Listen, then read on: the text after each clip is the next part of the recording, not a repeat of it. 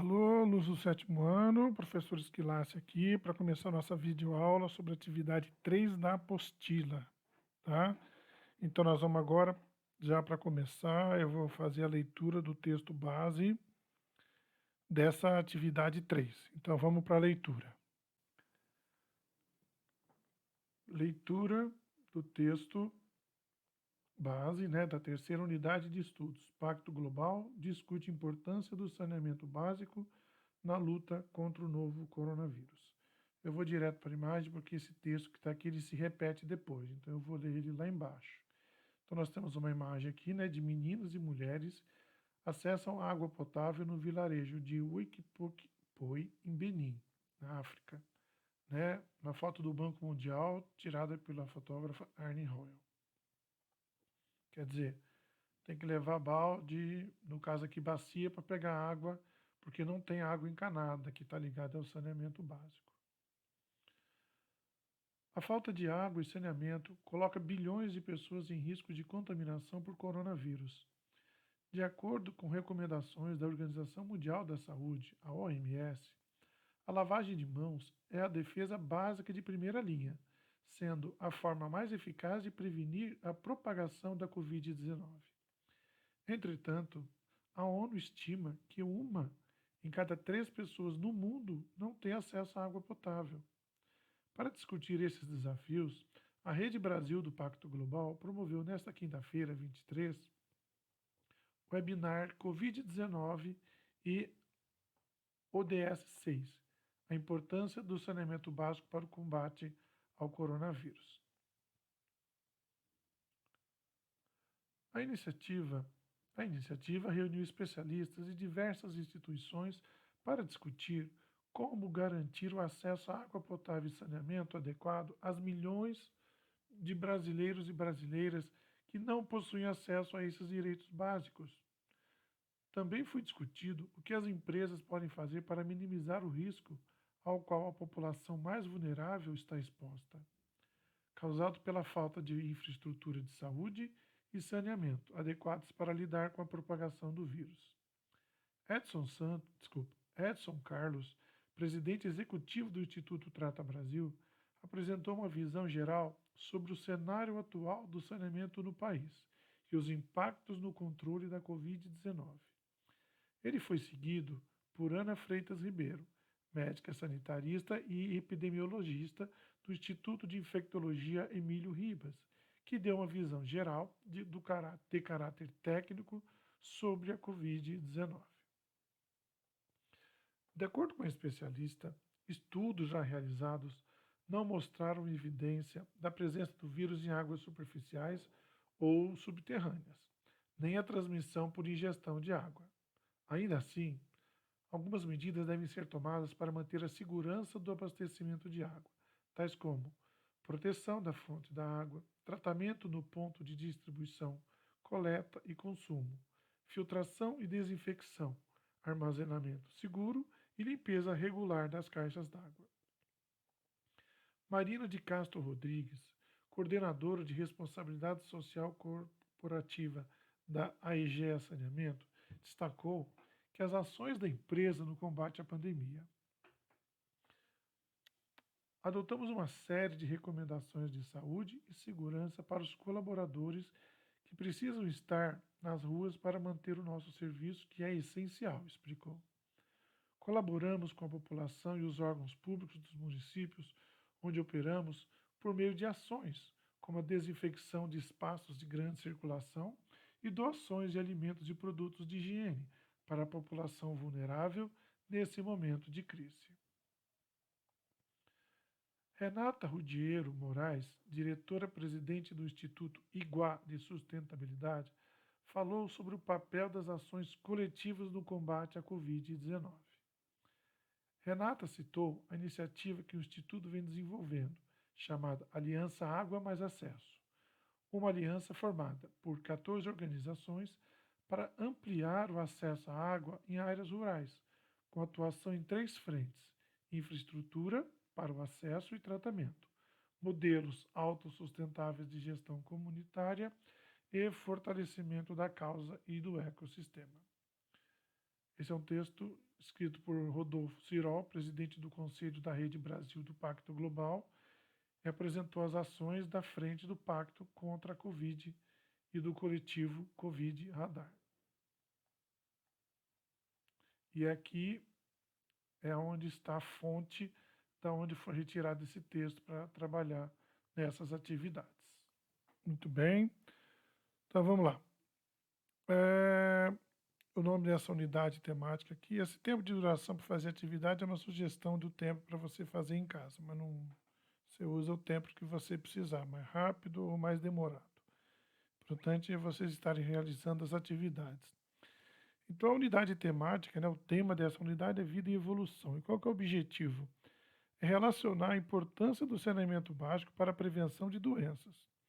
Identificar características de doenças chamadas hepatites, tem a A e a C, e bem como formas de se prevenir.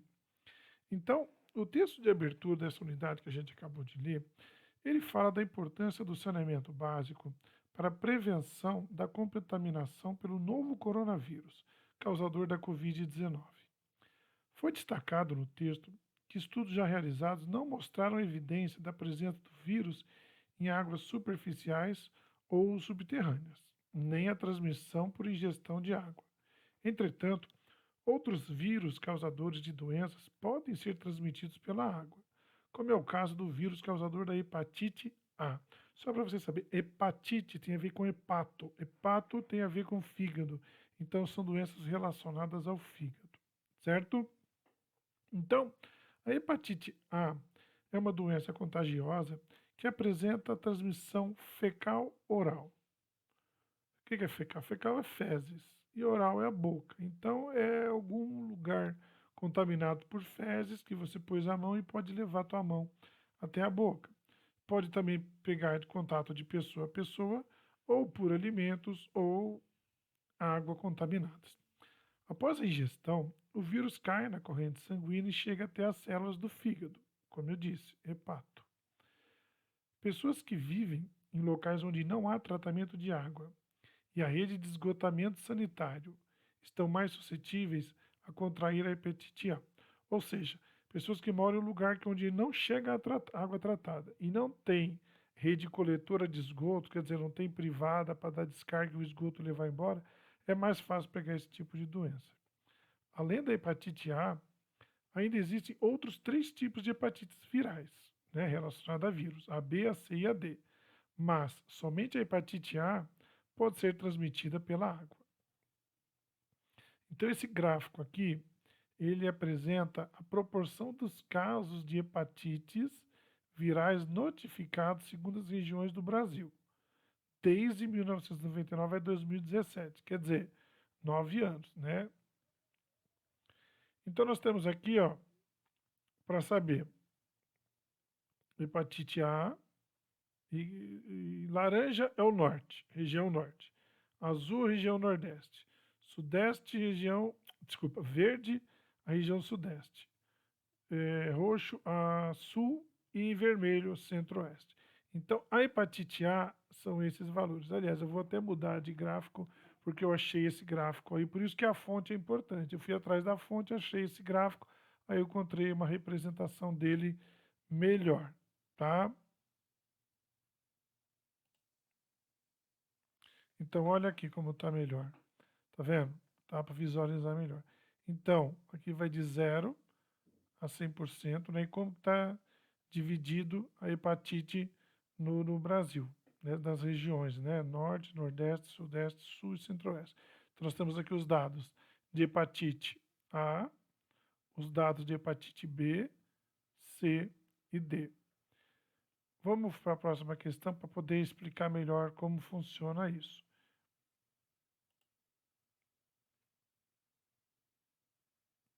Então ele faz uma pergunta. De acordo com o gráfico, responda. Quais foram as 2 regiões do Brasil que mais apresentaram casos da hepatite A? Hepatite A. Quais foram as 2 regiões do Brasil que mais apresentaram o caso da hepatite A? Então vamos lá. Hepatite A. Quem tem os maiores valores? O maior, 30,6. Quem é? Azul, Nordeste. Quem vem depois? 25,6. Laranja. Quem é laranja? Norte. Então, a resposta é Nordeste com 30,6 e Norte com 25,6.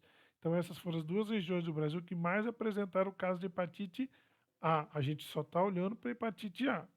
Tá? Nós estamos interpretando aqueles gráficos. A segunda questão. Quais foram as 3 regiões do Brasil que menos apresentaram o caso da hepatite A? Fácil, né? Se hepatite A, se esses 2 são os que têm mais, os últimos 3 são os que têm menos. Em verde, Sudeste, 17,1. Violeta, o roxo, Sul, 15,5. E vermelho, Centro-Oeste, 11,3. Deu para entender? Então, vamos lá. Então, quais foram as 2 regiões que mais apresentaram casos da hepatite A? Nordeste e Norte. E as 3 que menos apresentaram casos de hepatite A? Sudeste, Sul e Centro-Oeste. Tá? Agora, pergunta 3. Qual foi o tipo de hepatite mais comum na região Sudeste? Então, nós vamos voltar lá e nós vamos analisar todas as 4 hepatites, ver em qual delas a região Sudeste tinha o maior número de doenças. Então, vamos voltar. Tá aqui. Sudeste é o quê? Verde. Então, ó, hepatite A, 17,1. Hepatite B, 35,2. Hepatite C, 60,9. Hepatite D, 10,4. Ou seja, qual é a resposta? Hepatite C, com 60,9. Tá? Então, tá aí, hepatite C com 60,9. Tudo bem? Continuando. Agora esse gráfico aqui, esse gráfico não, essa imagem, são informações, né? Agora vamos observar a figura seguinte, que mostra a porcentagem de domicílios ligados à rede geral de distribuição de água. Ou seja, casas, domicílio é a mesma coisa que casa. Casas que recebem água tratada em suas residências. Esses dados são de 2017. De novo, eu fui na fonte, cliquei e caí nessa imagem. E olha que interessante, essa imagem é mais completa que isso. Tá aqui, ó. Rede geral de distribuições por regiões. Então, o Sudeste, né, São Paulo, Rio de Janeiro, Espírito Santo e Minas, é a região que mais recebe, que tem mais casas recebendo água tratada, certo? Depois vem quem? Depois vem região Sul, com 88,1. Paraná, Santa Catarina e Rio Grande do Sul. Depois vem Centro-Oeste, Mato Grosso do Sul, Goiás, 86,8. Depois vem quem? Nordeste, 80,3. Aí vem, acho que é Piauí, Rio Grande do Norte, Sergipe, Recife. Não, Sergipe está aqui. Recife é capital. Pernambuco, Bahia, tá? Então tá tudo aqui. E a norte, né? Acre, Rondônia, Roraima, Amazonas, Amapá. Amapá tá aqui, acho que aqui é Maranhão e Tocantins. 59,2. Certo? Então essa foi a interpretação. Aí aqui, ó, desses 85,7%, né? Que recebe água, 87 recebe, de todo mundo que recebe, 85,7 recebe água, a água chega na rede de distribuição. 6,6 recebe água de poço profundo artesiano. 3,3 em poço raso, freático ou cacimba. 2,1 fonte ou nascente e 2,3 outra forma. E desse daqui, 86,7% recebe essa água diariamente. 6% de 4 a 6 vezes por semana. E de 5 a 4, 1 a 3 vezes por semana. Quer dizer, esses aqui não tem água todo dia chegando na torneira. Apesar que nós temos casos aqui em Ribeirão, que tem bairro aí que também fica com o mesmo problema, principalmente à noite. Então, a partir disso, vai responder. Com base na figura, responda. Quais as duas regiões do Brasil que apresentaram menor porcentagem de domicílios ligados à rede geral de distribuição de água? Quem foi? Nordeste, com 80,3% e Norte, com 59,2%. Vamos conferir lá. Nordeste e Norte. Próxima pergunta. Já respondi, mas vamos lá. Quais são as três regiões que apresentam a maior porcentagem de domicílios ligados à rede geral de distribuição? Quer dizer, o contrário do outro, né? No Sudeste, 92,5% recebe água encanada. No Sul, 88,1%. E no Centro-Oeste, 86,8% recebe água encanada. Agora, a sexta pergunta. Com base nos dados das duas figuras, é possível estabelecer uma relação direta entre a ocorrência da hepatite A e a porcentagem de domicílios atendidos pela rede de distribuição de água? Sim. E qual é essa relação? Aí eu fiz aqui, ó, hepatite A. Os dois estados que mais têm casos de hepatite A são justamente os dois que têm o menor índice de distribuição de água, certo? Então, aí que está ligado o saneamento. Se a água encanada não chega, é mais fácil a pessoa ter doenças, como no caso aqui, hepatite A. E os outros três, Sudeste, Sul e Centro-Oeste, têm índices menores de hepatite A, mas têm índices maiores de distribuição de água. Então a água chega na casa das pessoas de forma por encanamento. Então é mais seguro. Tudo bem? Agora esse texto aqui. Em relação ao esgotamento sanitário é pessoa que vai ao banheiro, faz seu xixi, seu cocô, puxa descarga, e aí a rede de esgoto vai levar essa água, de preferência para uma estação de tratamento de esgoto.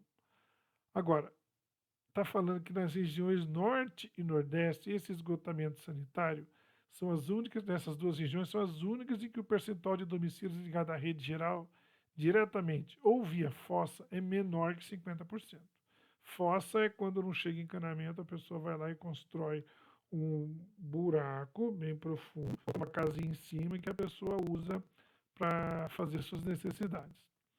Então, nesses dois estados, esse percentual de domicílios ligados à rede geral diretamente ou via fossa é menor que 50%, enquanto que a média nacional é 66%. No norte, 69,2% das residências despejam seu esgoto em fossas não ligadas à rede. O percentual chega a 48,2% no Nordeste. Já na região Sudeste, 88,9% dos domicílios estão ligados a uma rede de esgoto. Analisando apenas os dados relativos a uma virose, que é a hepatite A, que pode ser transmitida pela água, verificamos que a falta de saneamento básico está diretamente relacionada a um maior número de casos da doença. Quer dizer, falta de saneamento, maior número de casos de doença da hepatite A.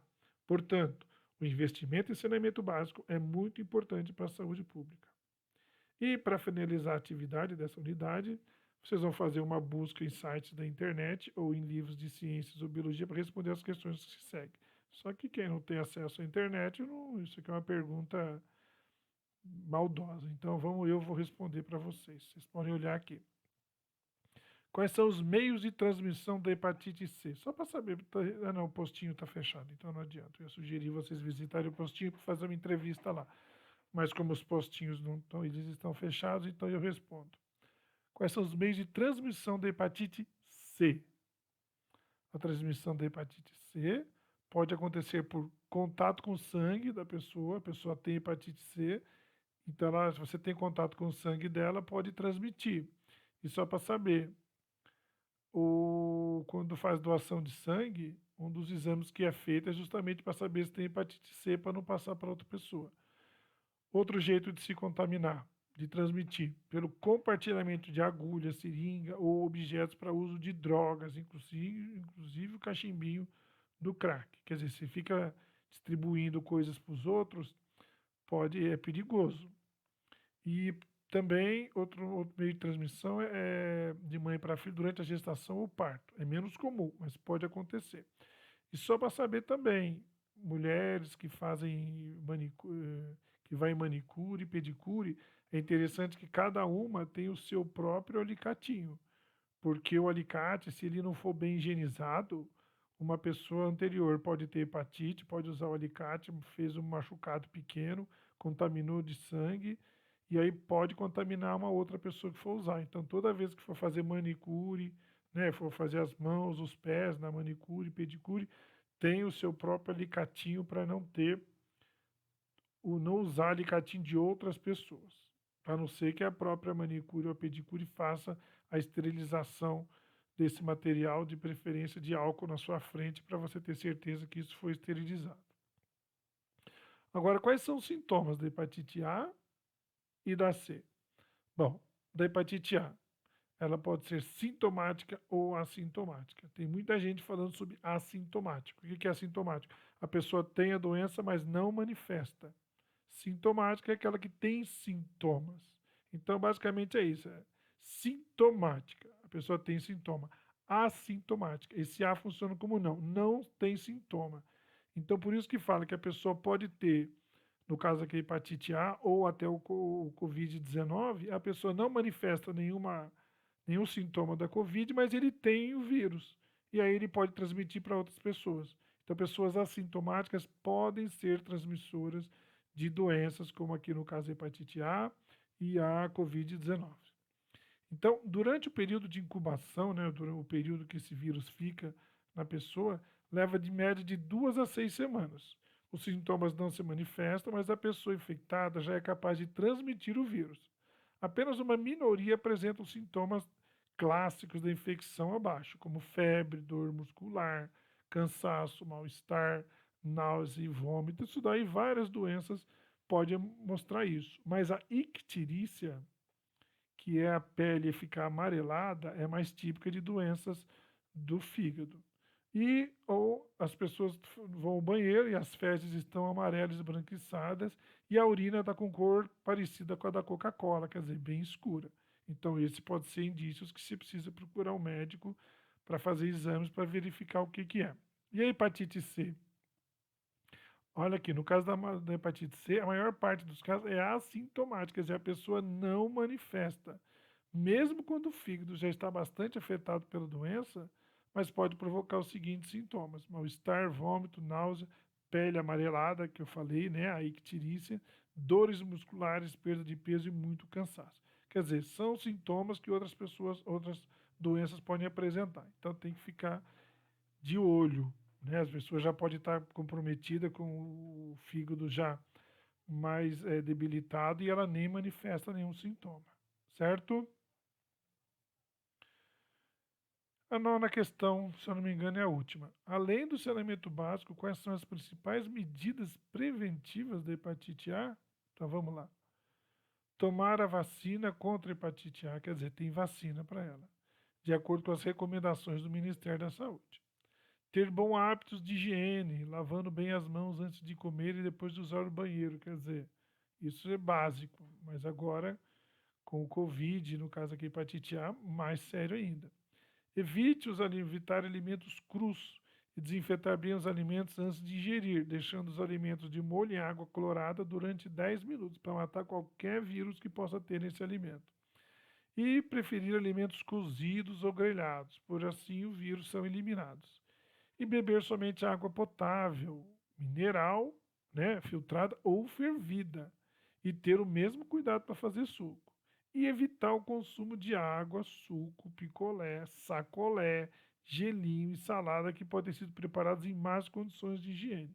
Então é preocupante, né? Se você não sabe se o lugar onde você está comprando o sacolé, por exemplo, tem uma boa higiene, é perigoso você pegar algum tipo de doença. Tem mais uma. E quais são as principais medidas preventivas da hepatite C? Nós vimos a A, agora é a C. Não compartilhar com outras pessoas qualquer objeto que possa ter entrado em contato com sangue. Seringa, agulha, alicate, escova de dente, etc. Lembra o alicatinho que eu falei?